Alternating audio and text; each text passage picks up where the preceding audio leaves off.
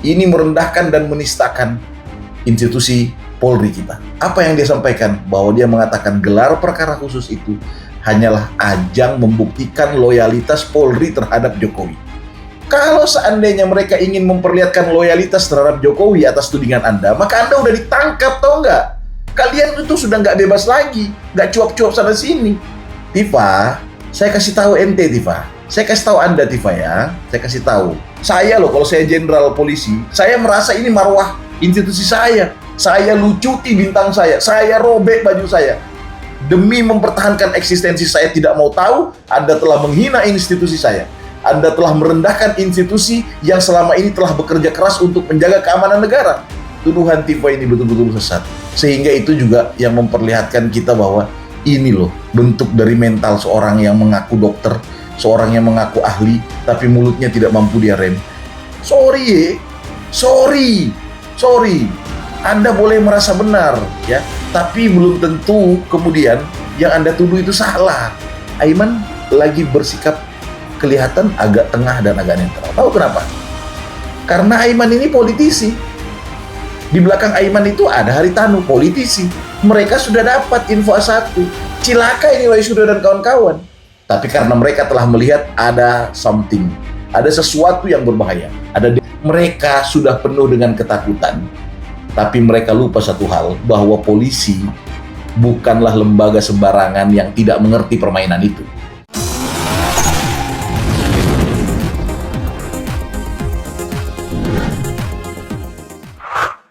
Assalamualaikum warahmatullahi wabarakatuh.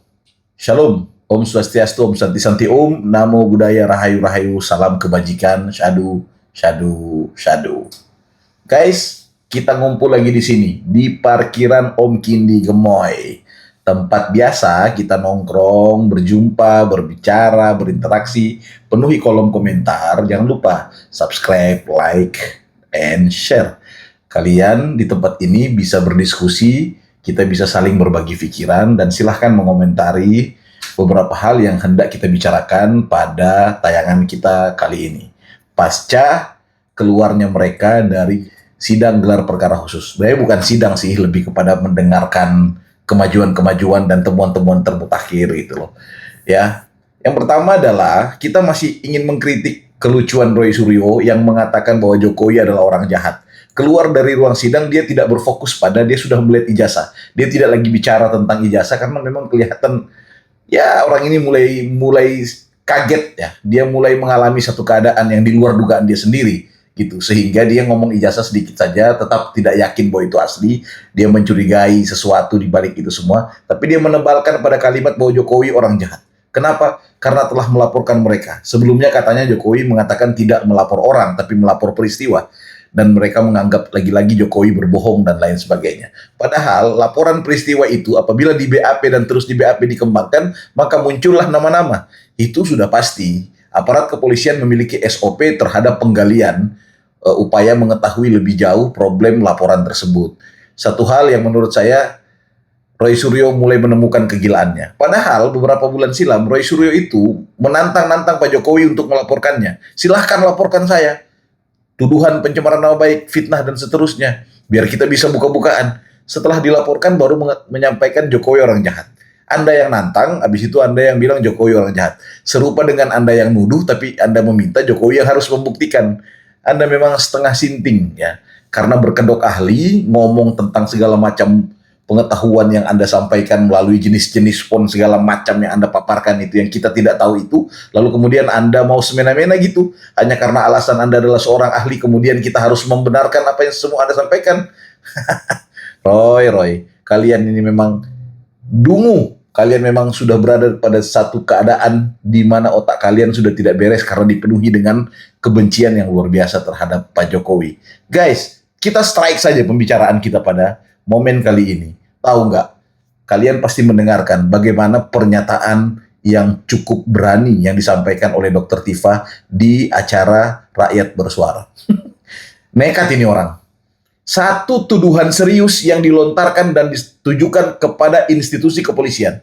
Bayangkan Dr. Tifa ini, dokter yang harusnya ngurusin bisul, yang harusnya ngurusin jerawat, ginjal, paru-paru, jantung, sudah nggak fokus sebagai dokter. justru saat ini menjadi politisi saat ini. Dan makin sombong diulu-ulukan oleh orang-orang sekolahnya bahwa dia adalah Cut Nyak terbaru, bahwa dia adalah pejuang mirip seperti R.A. Kartini. Dia lagi sombong-sombongnya, lagi sumringah-sumringahnya, penuh dengan puji-pujian, padahal yang memuji dia juga adalah kelompok sekolah dengan dia sejak awal.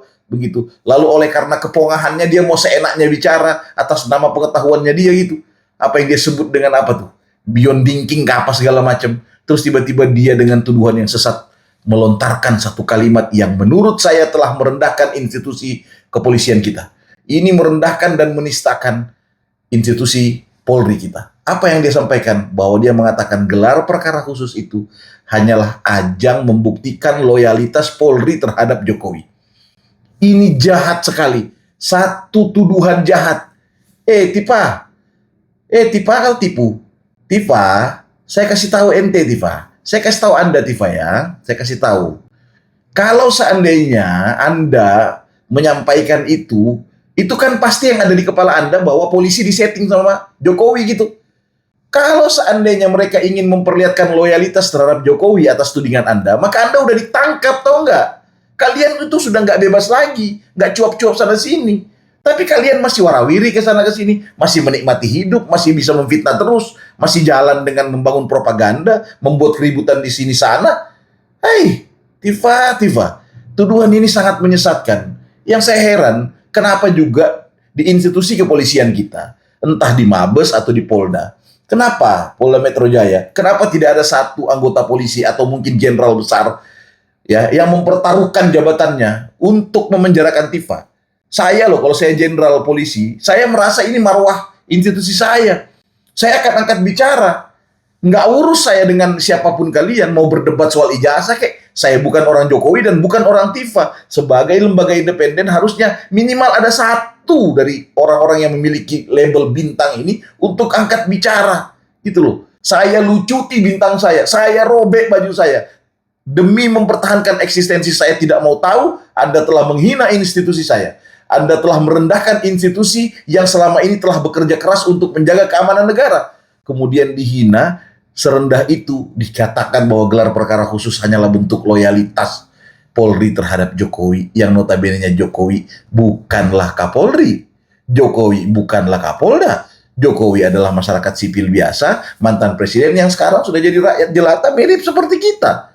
Guys, tuduhan Tifa ini betul-betul sesat. Sehingga itu juga yang memperlihatkan kita bahwa ini loh bentuk dari mental seorang yang mengaku dokter, seorang yang mengaku ahli, tapi mulutnya tidak mampu dia rem. Itu keluarganya di mana sih orang-orang ini? Yang merasa bersaudara dengan Tifa, lu kagak pernah telepon itu suruh pulang, malu-maluin gitu. Emang kalian gak mikir sampai di situ? Kalian relakan keluarga kalian jadi bahan cemoohan orang, memperlihatkan sikap seperti itu. Apa kalian sedang berpikir, sedang berjuang di jalan yang benar? Sorry. Anda boleh merasa benar, ya, tapi belum tentu kemudian yang Anda tuduh itu salah. Sorry, jangan seperti itu. Al-haqqu min rabbik. Kebenaran milik Tuhan, bukan milik Tompel dan kawan-kawan.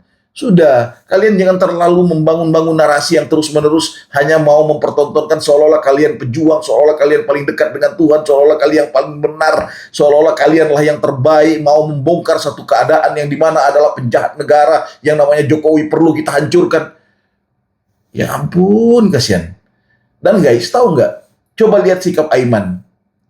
Untuk kali ini dan kali pertama, pada perdebatan terkait soal ijazah ini, untuk kali pertama, Aiman agak kelihatan netral, ya. Bahkan dia juga kecewa dengan pernyataan Dr. Tifa yang menganggap dia juga orang bodoh yang ada di situ. Bahkan dia menegur orang-orang yang ribut, emak-emak yang biasa ikut dengan komplotan Roy Panci ini, yang bikin gaduh setiap kali orang lagi bicara mereka ganggu. Tapi kalau Roy bicara mereka diam, ya kan? Itu pun ditegur oleh Aiman, bahkan diancam akan diusir kalau terus menciptakan kegaduhan. Aiman lagi bersikap kelihatan agak tengah dan agak netral. Tahu kenapa? Karena Aiman ini politisi. Di belakang Aiman itu ada Haritanu, politisi. Mereka sudah dapat info A1. Cilaka ini Roy Suryo dan kawan-kawan. Kalau kalian tetap memperlihatkan sikap agak pro ke Roy dan kawan-kawan, itu berdampak kepada media kalian. Berdampak sekali. Bahwa media kalian ternyata mendukung kesalahan. Sehingga kelihatan Aiman agak main tengah lah semalam. Begitu. Kita tidak bilang dia pro ke Pak Jokowi atau pro ke pihak pengacara Pak Jokowi yang hadir pada acara itu, tapi lebih ke tengah. Sebenarnya itu juga tidak murni, tapi karena mereka telah melihat ada something, ada sesuatu yang berbahaya, ada danger di depan mata mereka, bahwa dengan dibukanya ya ijazah milik Pak Jokowi yang sebenarnya itu melanggar SOP, itu satu hal yang menandakan bahwa tidak ada jalan selamat bagi teroris. Dan karena teroris sudah menyadari itulah sehingga tidak ada pilihan selain makin diributkan. Bahkan Rismond, Michael Sinaga melaporkan Andi Azwan dan Joshua Sinambela. Sebenarnya hanyalah bentuk untuk melipat-lipat, membuat lebih kusut, saling lapor kiri kanan agar di ujung nanti tidak terjadi persidangan. Mereka sudah penuh dengan ketakutan. Tapi mereka lupa satu hal, bahwa polisi bukanlah lembaga sembarangan yang tidak mengerti permainan itu. Propaganda ya yang dibangun, manajemen konflik yang mereka atur ini, itu mainan intelijen. Polisi biasa main yang begitu-gitu. Mereka mau memanipulasi keadaan seolah-olah bisa merubah kemampuan, bisa merubah keputusan Polri. Mereka pikir Polda akan mulai keder akibat dari gerakan-gerakan tambahan mereka. Mereka mau mengkadalisasi masalah ini, mempolitisasi hukum.